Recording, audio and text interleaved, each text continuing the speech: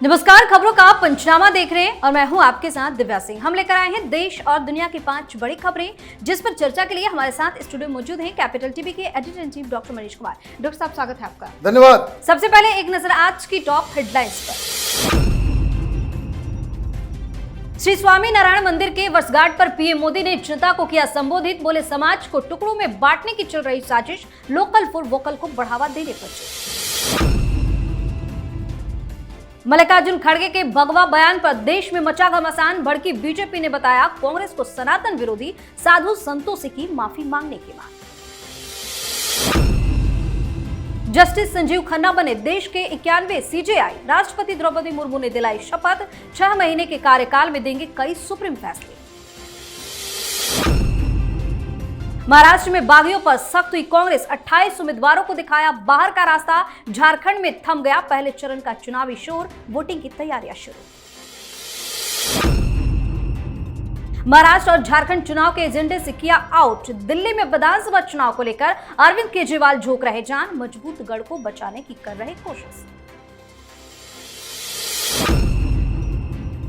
सबसे पहली खबर में बात पीएम मोदी की। प्रधानमंत्री नरेंद्र मोदी ने गुजरात के वड़ताल में श्री स्वामी नारायण मंदिर के वर्षगांठ समारोह को वीडियो कॉन्फ्रेंसिंग के जरिए संबोधित किया। इस दौरान पीएम मोदी ने कहा कि लोकल फॉर वोकल को बढ़ावा देना होगा। साथ ही कहा कि लोगों, समाज, जाति को ना जाने किस प्रकार से टुकड़े टुकड़े में बांटने की साजिश चल रही है। हमें इस संकट को मिलकर समझना होगा। ऐसे कारनामों को पराजित करना होगा। बड़े लक्ष्य कठोर तप से हासिल होते हैं। वह मंदिर के वर्षगांठ समारोह को लेकर कहा कि यह केवल एक आयोजन या इतिहास की तारीख नहीं है। ये मेरे जैसे हर व्यक्ति के लिए जो वड़ताल धाम में अनन्य आस्था के साथ बड़ा हुआ है, उसके लिए बहुत बड़ा अवसर है। आज पीएम मोदी ने वीडियो कॉन्फ्रेंसिंग के जरिए कई सारी बातें कही। देखिए, प्रधानमंत्री मोदी, योगी आदित्यनाथ, भारतीय जनता पार्टी, आरएसएस, उन्होंने हिंदू समाज को जागृत करने के लिए एक मंत्र जो योगी आदित्यनाथ ने शुरुआत में दी कि बटोगे तो कटोगे, ये थीम कंटिन्यूअस चल रहा है।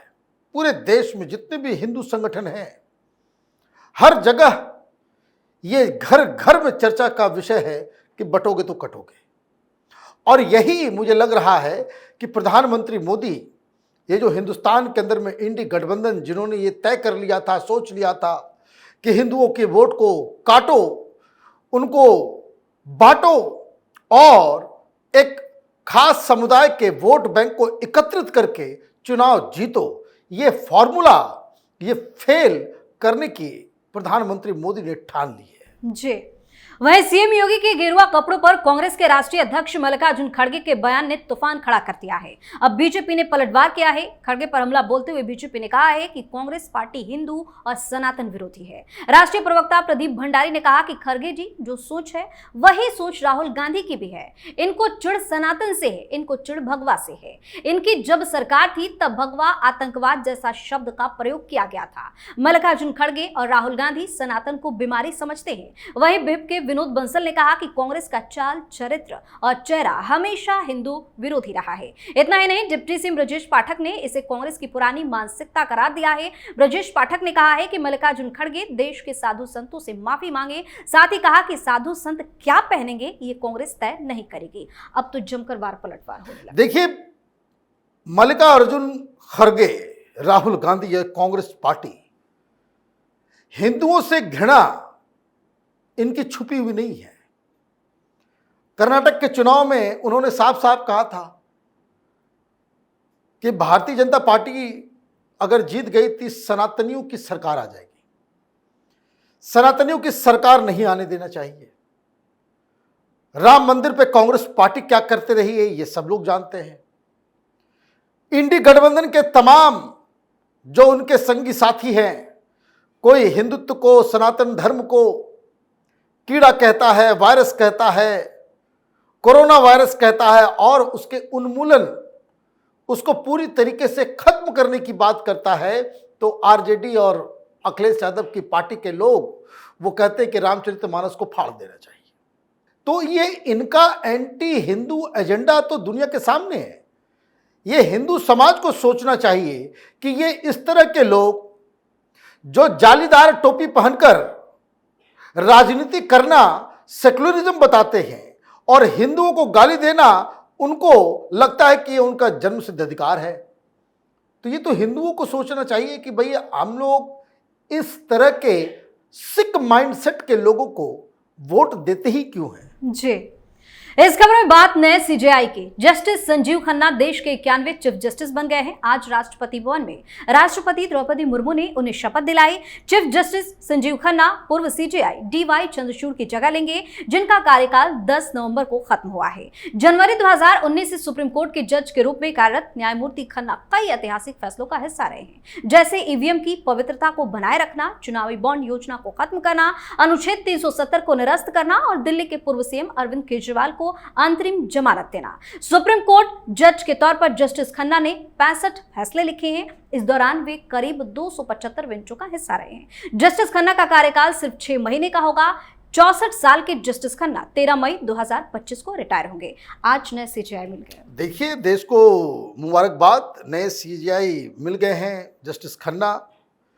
अपने कार्यकाल में वो क्या करेंगे नहीं करेंगे पता नहीं, लेकिन किसी भी चीफ जस्टिस को जब वो पद पे आते हैं उनको 2-3 चीजें ध्यान रखनी चाहिए। पहली चीज कि कैसे हिंदुस्तान में जो न्यायिक व्यवस्था है वो गरीबों के लिए उपलब्ध हो। आज सुप्रीम कोर्ट में कोई भी गरीब व्यक्ति वो जेल में सड़ता रहेगा, लेकिन सुप्रीम कोर्ट से उसको राहत नहीं मिल सकती। कानून और न्याय ये अमीरों की चीज हो गई है। लोग कहते हैं कि हॉस्पिटल और कोर्ट इस दोनों से भगवान बचा के रखे, कारण वहां दोहन होता है, शोषण होता है। तो गरीबों के लिए न्याय कैसे हो, यह चीफ जस्टिस का काम होना चाहिए कि उस दिशा में आप काम करें। और दूसरी चुनौती वो है कि जो पेंडिंग केसेस हैं, ये लाखों संख्या में जो हिंदुस्तान के कोर्ट्स में चीजें लटकी हुई हैं, उसको कैसे निपटाया जाए, ये 2 मुख्य चुनौती। और बाकी की चुनौतियां तो इन लोगों से कोई उम्मीद नहीं है कि जैसे परिवारवाद, खुद ये पारिवारिक पार्टी माने परिवार से आते हैं, जहां चीफ जस्टिस, सुप्रीम कोर्ट जजेस वो रह चुके हैं, उनके परिवार के लोग। तो एक तो परिवारवाद मसला एक अलग है, तो खैर इन लोगों से वो उम्मीद नहीं करनी चाहिए, खुद ही उसके ये है। लेकिन चंद्रचूड़ साहब गए, अच्छी अच्छी बातें तो वो करते रहे, लेकिन जो मूल कि न्याय गरीबों के लिए और न्याय टाइम बाउंड हो, ये 2 चीज हिंदुस्तान की जुडिशरी से मिस हो रहा है। देखना यह है कि खन्ना साहब 6 महीने में क्या कर लेते हैं। वैसे बहुत सारे महत्वपूर्ण केसेस को वो देख रहे हैं। दिक्कत ये हो जाती है कभी कभी कि जजेस फिलॉसफी पे ज़्यादा और देश हित में कम फैसले सुनाते हैं। जी, और अब बात महाराष्ट्र और झारखंड की। महाराष्ट्र विधानसभा चुनाव काफी नजदीक आ गया है। राज्य की 288 सीटों पर 20 नवंबर को वोट डाले जाएंगे। इस बीच महाराष्ट्र प्रदेश कांग्रेस कमेटी ने 7 उम्मीदवारों को पार्टी से सस्पेंड कर दिया। इसी के साथ पार्टी अब तक 28 उम्मीदवारों का बाहर का रास्ता दिखा चुकी है। इससे पहले भी पार्टी ने बागी उम्मीदवारों पर एक्शन लेते हुए 21 उम्मीदवारों को सस्पेंड कर दिया था। वहीं दूसरी तरफ झारखंड में पहले चरण का चुनावी शोर थम गया है। पहले चरण की वोटिंग 13 नवंबर को 43 विधानसभा सीटों पर होगी। इसको लेकर तैयारियां शुरू कर दी गई हैं। महाराष्ट्र और झारखंड में क्या चल रहा है? देखिए, झारखंड में तो आज खत्म हो गया चुनाव प्रचार एक फेज का, और जो वहां से रिपोर्ट्स आ रही हैं वो क्लियर कट है। कैपिटल टीवी शुरुआती दौर से कहता आ रहा है कि वहां पे there is no competition, there is no fight. बड़ी आसानी से वहां पे भारतीय जनता पार्टी सरकार बनाएगी। लोग नाराज हैं हेमंत सोरेन से, कांग्रेस पार्टी से। तो एक तो ये महाराष्ट्र के अंदर आपने अचानक से 28 लोगों को, उम्मीदवारों को निकाल रहे हैं। मतलब ये कांग्रेस पार्टी के लीडर्स हैं जिन्होंने अपना फॉर्म फाइल किया था, उम्मीदवार बन गए इस आशा में कि उनको कांग्रेस पार्टी की तरफ से टिकट दिया जाएगा। लेकिन पार्टी के कहने पे इन्होंने अपना नाम विड्रॉ नहीं किया। वो मैदान में डटे हुए हैं और कांग्रेस के कार्यकर्ताओं के द्वारा ही इनका प्रचार प्रसार चल रहा था। तो उद्धव ठाकरे की तरफ से दर्ज कराया गया शिकायत कि ये कैसा गठबंधन आपने बना दिया। आपके लोग हमारे ही खिलाफ प्रचार प्रसार कर रहे हैं और वो कांग्रेसी नेता है। इनको बोला गया था कि आप नाम विड्रॉ कर लें, लेकिन ये लोग विड्रॉ नहीं कर रहे हैं। मतलब 28 ऐसे उम्मीदवार ऐसे हैं जो महाविकास अघाड़ी के हैं और महाविकास अघाड़ी के खिलाफ ही लड़ रहे हैं। दिक्कत कांग्रेस पार्टी की ये है कि वो पार्टी से तो निकाल रहे हैं, लेकिन उनके कार्यकर्ता शिवसेना के लिए, एनसीपी के लिए प्रचार प्रसार करे, ये अपने कार्यकर्ताओं को कन्विंस नहीं कर पाए। जी, आखिरी खबर में बात केजरीवाल की। आम आदमी पार्टी के नेता और पूर्व सीएम अरविंद केजरीवाल अपनी खास रणनीति के तहत महाराष्ट्र और झारखंड की विधानसभा चुनाव से दूर है। दोनों राज्यों में चुनाव प्रचार करने भी नहीं गए। आम आदमी पार्टी महाराष्ट्र और झारखंड में विधानसभा चुनाव नहीं लड़ रही है। हालांकि इंडी गठबंधन का हिस्सा होने की वजह से पार्टी के अन्य नेता वहां पर चुनाव प्रचार के लिए गए, लेकिन केजरीवाल ने वहां से अपनी दूरी बना रखी है। केजरीवाल की कोशिश अपने सबसे मजबूत गढ़ दिल्ली को बचाए रखने की है। केजरीवाल ने अब अपना पूरा फोकस दिल्ली पर लगा दिया है, जहां नए साल की शुरुआत में विधानसभा चुनाव कराया जाना है। चुनाव से पहले उन्होंने पार्टी की स्थिति मजबूत करने के इरादे से अपना भर्ती अभियान भी तेज कर दिया है। इसके तहत दूसरे दलों के बड़े नेताओं को अपनी पार्टी में शामिल कराया जा रहा है। इतनी ज्यादा बेचैनी क्यों है आम आदमी पार्टी? देखिए, इन्होंने अपने मन से ही ये घोषणा कर दी थी कि वो महाराष्ट्र और झारखंड में चुनाव नहीं लड़ेंगे, लेकिन चुनाव प्रचार के लिए जाएंगे। अब दिक्कत ये हो गई कि कोई बुला ही नहीं रहा। कोई बुलाएगा तब तो आप जाएंगे, अपने मन से तो कोई जाएगा नहीं। कांग्रेस पार्टी ने मना कर रखा है कि नहीं चाहिए केजरीवाल। इसके आने से लोग बोलेंगे भाई शराब घोटाला करने वाला व्यक्ति से प्रचार कर रहे हो तो और गड़बड़ हो जाएगा, तो आप वहां जा नहीं रहे हो। बहाना क्या हो रहा है? बहाना यह हो रहा है कि भाई दिल्ली के चुनाव में बड़े बिजी हैं। अच्छा, बिजी किस बात के लिए है? कार्यकर्ता नहीं मिल रहे हैं, तो कार्यकर्ता अभियान चलाया जा रहा है। कार्यकर्ता क्यों नहीं मिल रहे हैं? सब लोगों को समझ में आ गया कि ये फ्रॉड आदमी है, ये सिर्फ खून चूसने जानता है, कार्यकर्ताओं के लिए कुछ करता नहीं। ये कुछ आम आदमी पार्टी के अंदर एक कॉकस बना हुआ है, 10-12 लोग हैं जो सारी मलाई खा जाते हैं और कार्यकर्ताओं को ठेंगा थमा देते हैं। तो कार्यकर्ता नहीं मिल रहे, तो पहले इसने कहा कि भाई कि देश भर से, अलग अलग राज्यों से जितने कार्यकर्ता हैं आम आदमी पार्टी के लिए दिल्ली आओ, दिल्ली में काम करेंगे। फिर भी लोग नहीं आए।